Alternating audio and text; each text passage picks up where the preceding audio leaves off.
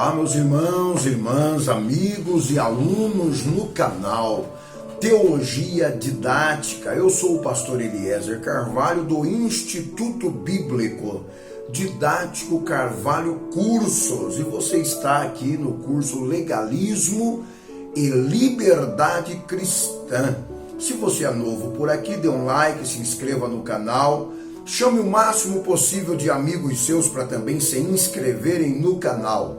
Nós temos disponíveis aqui no canal diversos cursos extracurriculares do curso de teologia, além do curso inteiramente gratuito de teologia com 36 matérias, compondo básico e médio em teologia. São 3 níveis de 12 matérias cada nível. E quando você faz o primeiro nível com 12 matérias, você já pode solicitar o seu certificado. Se houver necessidade, já pode solicitar o seu certificado, tá bem? O curso inteiramente gratuito apenas tem um custo de produção, validação e envio pelos correios do certificado. Mas o curso inteiramente gratuito, inclusive esse que você está assistindo, tá bem? Assim que você concluir o curso, você solicite para a gente o seu certificado. Você vai receber junto com o certificado o material didático digital, tá bem? Todo o material escrito desta matéria. Defendendo a liberdade cristã, Gálatas 4, 8 e 9, sendo conhecidos por Deus, como estáis voltando outra vez aos rudimentos fracos e pobres, as quais ainda quereis escravizar-vos, disse Paulo.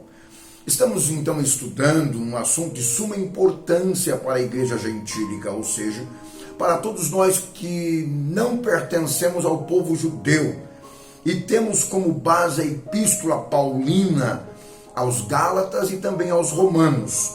O apóstolo Paulo estava sob ataque dos legalistas que acusavam de não ser um apóstolo autêntico.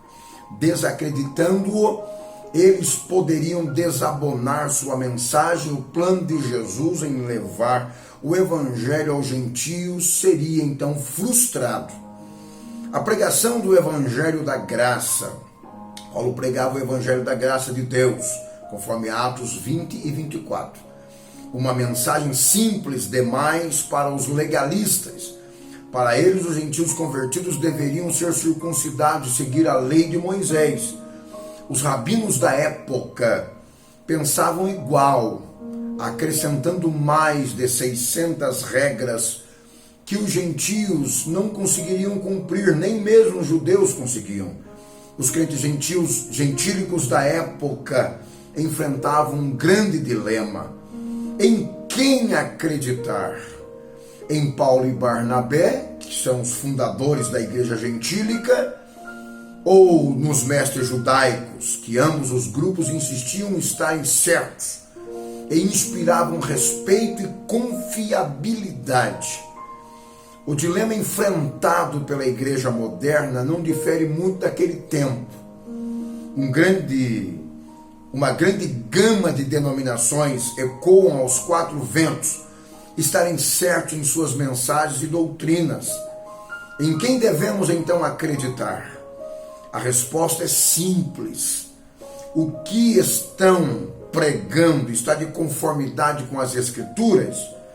A doutrina ensinada é extraída das Escrituras sem torcê-las ao seu bel prazer?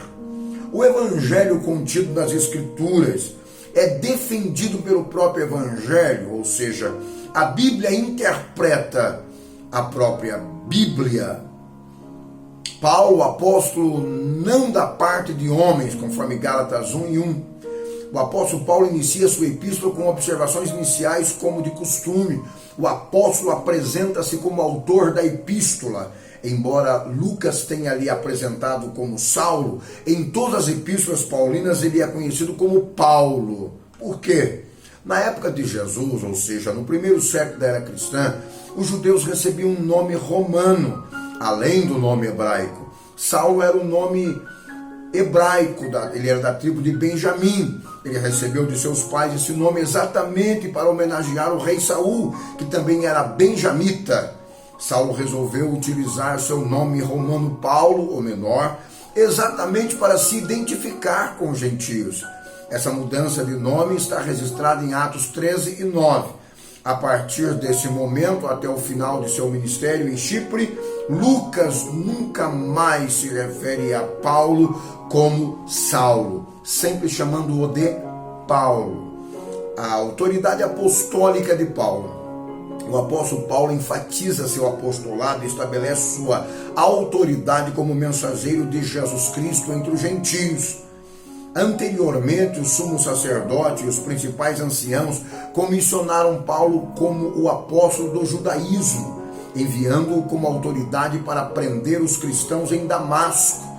A caminho da cidade, Paulo rendeu-se a alguém com muito maior autoridade do que o sumo sacerdote. Desde então, Paulo tornou-se apóstolo de Cristo. Claramente, Jesus Cristo comissionou Paulo como fez com os demais apóstolos do Novo Testamento. Paulo iniciou seu ministério sendo obediente às Escrituras do Antigo Testamento e aos ensinamentos do próprio Jesus Cristo, conforme 1 Coríntios 11, 23. Isso deixava os apóstolos judeus irritados e controversos ao seu ministério. Graça à voz da parte de Deus e do Senhor Jesus Cristo, Gálatas 1 e 3. Embora seja uma expressão comum na Epístola Paulina, não devemos ignorá-la, pois ela resume a mensagem do Evangelho. Graça refere-se à fonte de salvação, a forma de nós recebermos gratuitamente a salvação em Cristo Jesus, sem que nós a mereçamos. Graça e paz estão interligadas, assim como a causa e efeito. Veremos mais de perto a razão porque Paulo enfatizou Senhor Jesus Cristo, conforme Gálatas 1 e 3. Senhor vem do grego que é kurios, significa dono, significa mestre por excelência. Quando os cristãos diziam Senhor Jesus, estavam dizendo que ele é Deus, que ele é o seu dono, que ele é o seu mestre, que é aquele que manda. Jesus vem do grego Iesous, extraído do nome hebraico Yeshua, significa o Senhor salva. Quando os crentes diziam Jesus, estava dizendo que aquele que salva, eles estavam invocando. E o Cristo vem do grego Christos, em hebraico é Messias ou ungido. Jesus leu na sinagoga de Nazaré o texto que refere-se ao seu título, conforme Lucas 4, 14 a 21. E também Isaías 61 e 1. Se entregou por nossos pecados para nos libertar, conforme Gálatas 1 e 14. A palavra libertar tem raiz no grego que significa resgatar, livrar e salvar. Deus disse a Moisés, vi o sofrimento do meu povo no Egito, ouvi o seu gemido e desci para livrá-lo. Conforme está lá em Atos 7, 34. Pedro usou esse termo grego, exarel, para testemunhar a sua libertação da prisão, conforme Atos 12 e 11. Libertação do mundo perverso de engano não significa ser arrebatado do lugar onde se vive, e sim protegido do lugar onde se vive, para que não morra e antes que tenha prosperidade. Paulo defende o Evangelho de Cristo, que concede liberdade.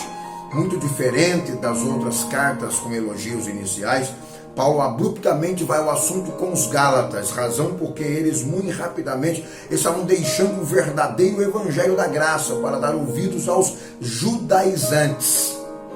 O que Paulo diz aos crentes Gálatas? Ele diz, admira-me que estáis passando tão depressa daquele que vos chamou da graça de Cristo para um outro evangelho. Gálatas 1, 6 a 7. Evangelho então vem do grego que é evangelion, significa boa mensagem ou boas novas.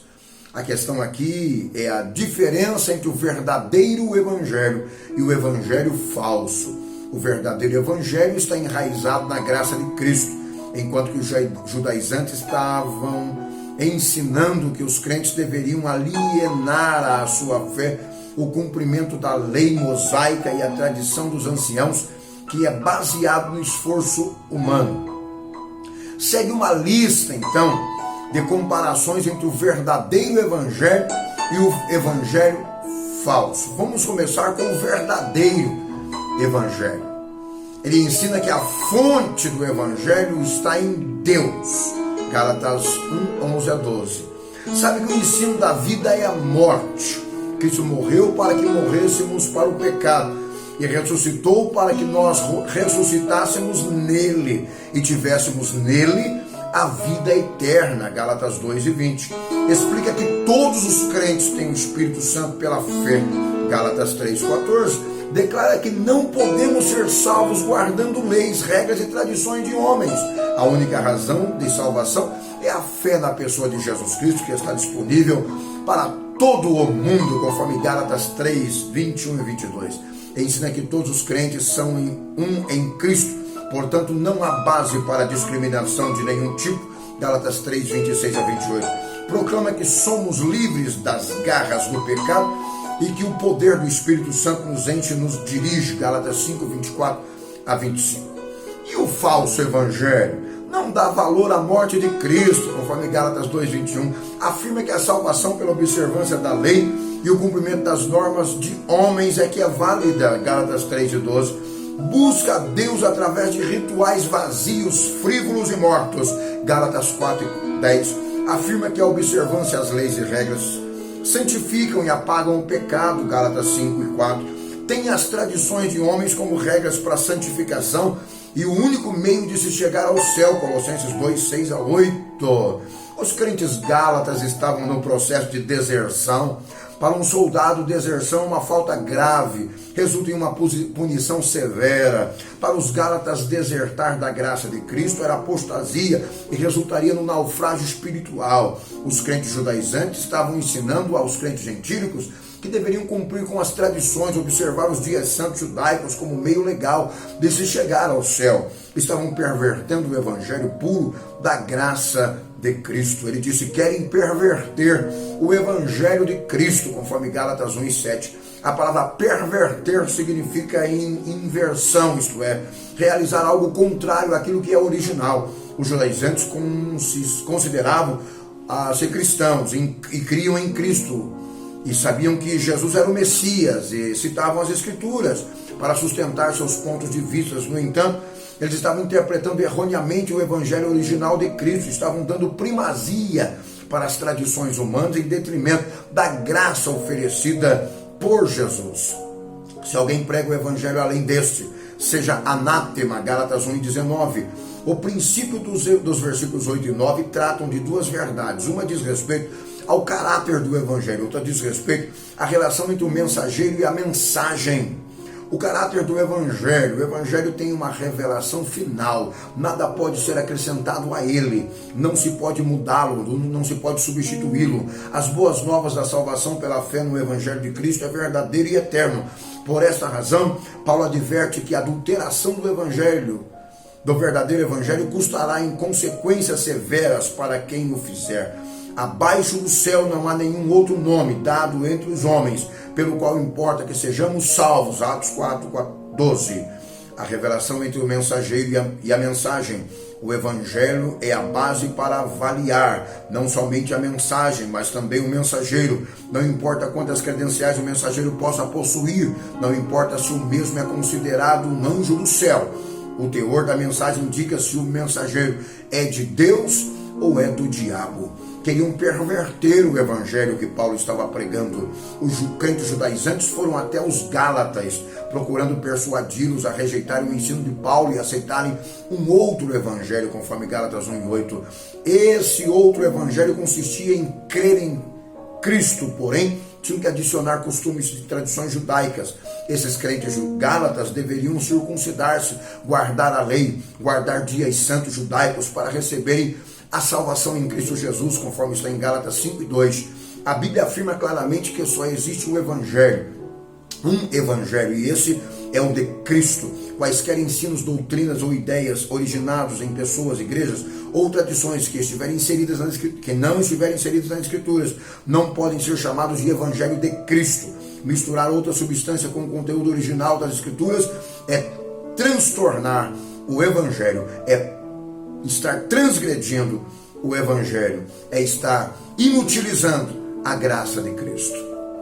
Eu sou o pastor Eliezer Carvalho e você está no curso Legalismo e Liberdade Cristã, uma mensagem aos Gálatas ensinada por Paulo livrando-os do problema do legalismo e trazendo a eles a liberdade em Cristo Jesus. Eu tenho certeza que você está sendo ricamente edificado através destes ensinos. Você chame os seus amigos para se inscreverem no canal. Nós estamos disponibilizando os cursos gratuitos no canal.